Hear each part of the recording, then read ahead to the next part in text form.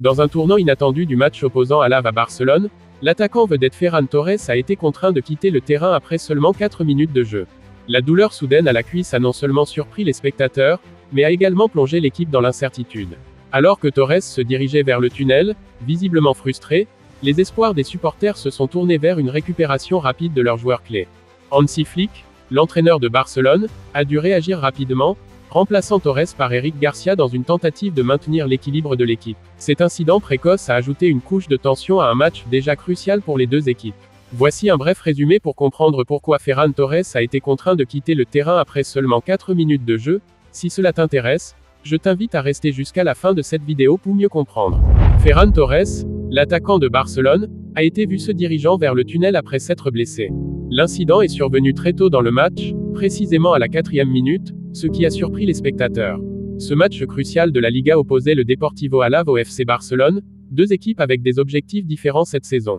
En raison de sa blessure, Ferran Torres n'a pas pu continuer à jouer et a dû quitter le terrain prématurément.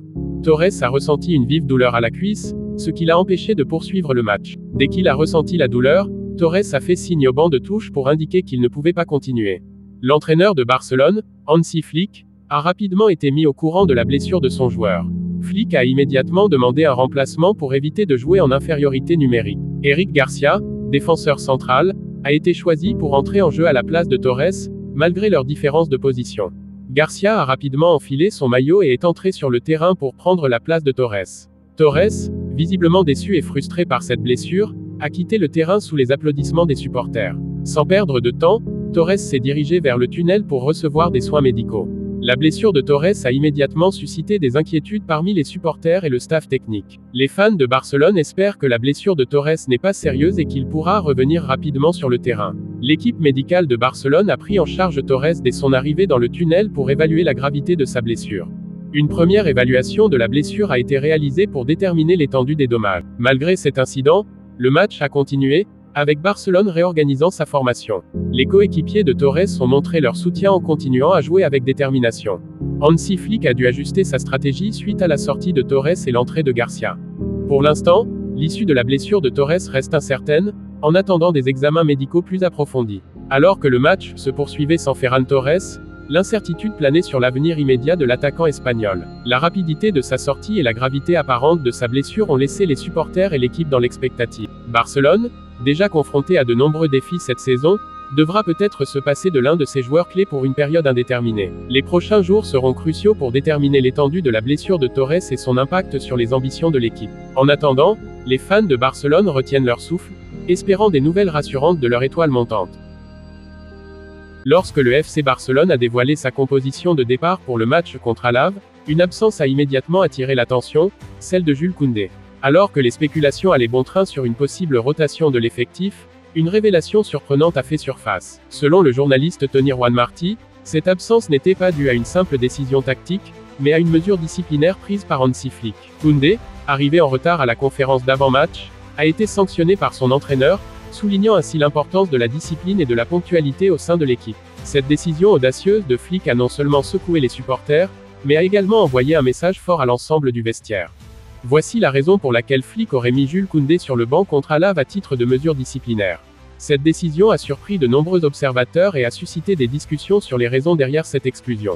Si ça t'intéresse de savoir la raison de cette décision, je t'invite à regarder la vidéo jusqu'à la fin pour mieux comprendre. Lorsque Barcelone a annoncé sa composition de départ pour le match contre Alaves dimanche, de nombreux supporters ont été surpris de voir Jules Koundé absent.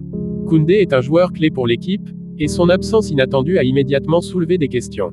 Au début, certains ont supposé que Hansi Flick avait simplement décidé de laisser reposer le défenseur français.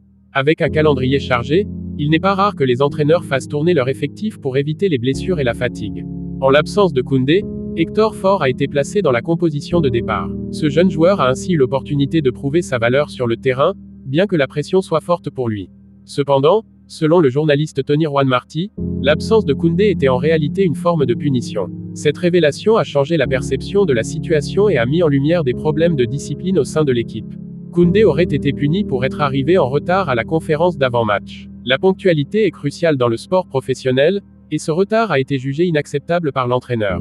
Flick avait déjà mis en garde sur l'importance de la ponctualité au sein de l'équipe. Il avait clairement indiqué que des mesures strictes seraient prises contre ceux qui ne respecteraient pas les règles. Cette décision souligne l'engagement de Flick à maintenir la discipline. En prenant cette mesure, il montre qu'il est prêt à prendre des décisions difficiles pour le bien de l'équipe. Les fans ont exprimé leur surprise et leurs opinions sur les réseaux sociaux. Certains ont soutenu la décision de Flick, tandis que d'autres ont critiqué la sévérité de la punition. L'absence de Koundé a eu un impact sur la dynamique de l'équipe pendant le match. Son expérience et ses compétences manquaient cruellement, ce qui a pu affecter la performance globale de l'équipe. Hector Ford a dû assumer une grande responsabilité en remplaçant Koundé. Sa performance a été scrutée de près, et il a montré des signes prometteurs malgré la pression.